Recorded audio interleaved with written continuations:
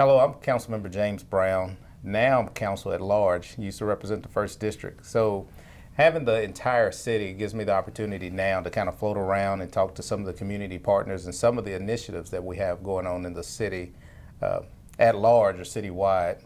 So today we're at the Big Brothers and Big Sisters office here off of Lowry Lane.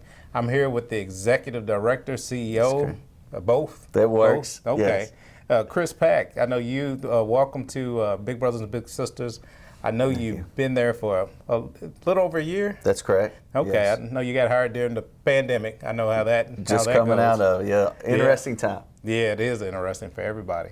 Big Brothers and Big Sisters has been around for a long time, doing, I think, what most people know as connecting bigs and littles for mentorship opportunities. Can you talk a little bit about that, on how y'all do what y'all do and how long y'all been in the community doing that work? Yeah, we've been working in Lexington since 1957. I mean, what started out was a group of men got together and wanted to help kids who had parents that were incarcerated.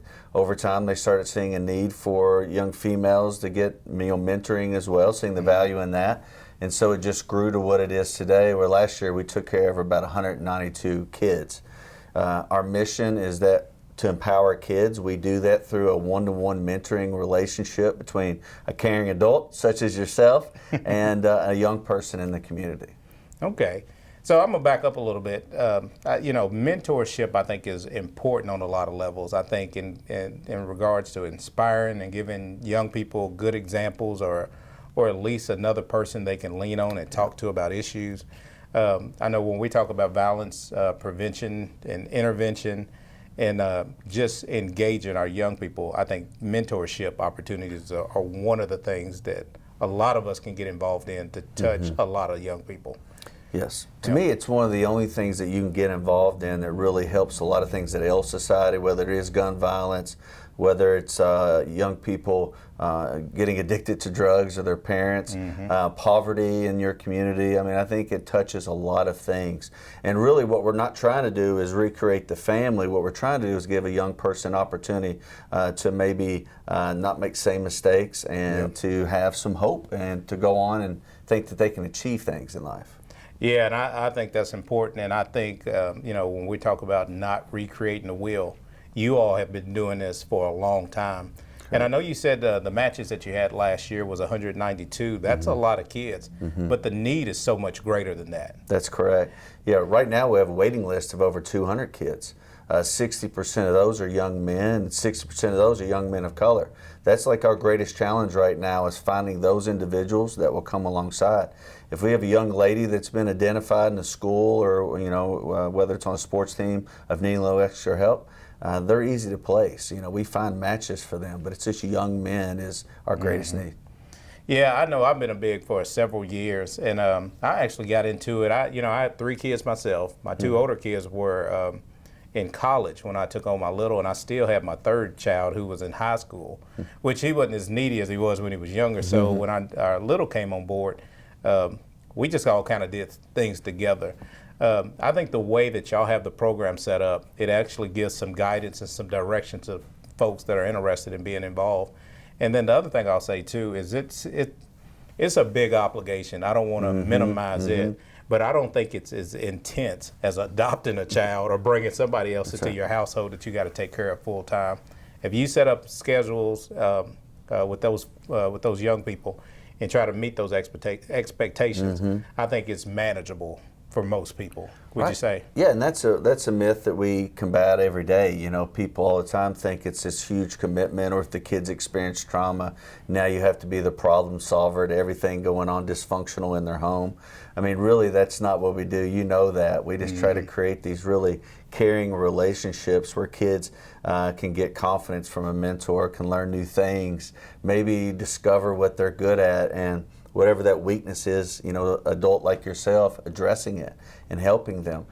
It's an hour-a-week commitment if you go into a school, so it's very nominal, and we don't expect you to solve all the problems. We expect you to be a friend, a mentor, and someone that they can depend on. Yeah, I think that's good, and I think it's good for people to hear that, because it seems like a big daunting task, and I don't want to minimize it, but I think from the support that you all give, I think it's manageable. And then also, we get text messages every so often. You either have tickets to basketball That's games, right. football games, or gift certificates to some activity. So I think you get those opportunities as well. Yeah, you're not alone. It's not like we just throw you in a room with a child and say, figure out how to have a good relationship. We have case managers, that walk alongside of you the whole way. And if there's a struggle in the relationship, we really try to mend it best we can. And we want it to be a great experience for them mainly, but for you as well, for the mentor. And so, we do look for opportunities that kind of break down some of those barriers of what do we do together. So it might be a game. We had recently tickets to UK gymnastics, those type of donations. Malibu Jacks gives us gift certificates. So, yeah, we try to create those activities as well. Yeah, I think that helps. One of the other things that I know you all have going on that builds awareness and also raises funds for the organization, and that's the Bowl for Kids' Sake. I think it's happening soon. Can you tell us a little bit about that and how to get involved and what to expect? Yeah, it's our largest fundraiser of the year by participation. We had 400 bowlers last year. We raised approximately $120,000. We have a larger goal this year. Last Friday we had Keeneland. They had their own private event.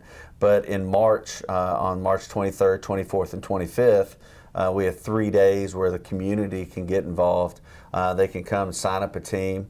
We're looking for people that will donate or sponsor around $500 per team to participate. And every dollar raised in that will go to helping a kid. It's not like we have, as you look around our office right now, we're not living in luxury. We really try to do a good job being good stewards, and the bowling event is a way to do that. What it also is a great thing is for companies that are local. We found it's a great team building opportunity for them. It's a great way for them to give back in a fun way. And definitely one where they know that their dollars are being used to help the community.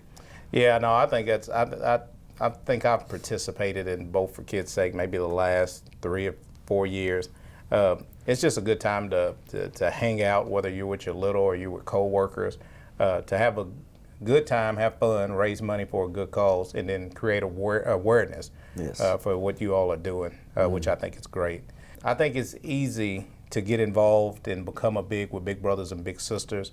You have a pretty extensive vetting process. I know when you're putting kids together, I know you want to make sure that the bigs and the littles have similar interests and it's a good match.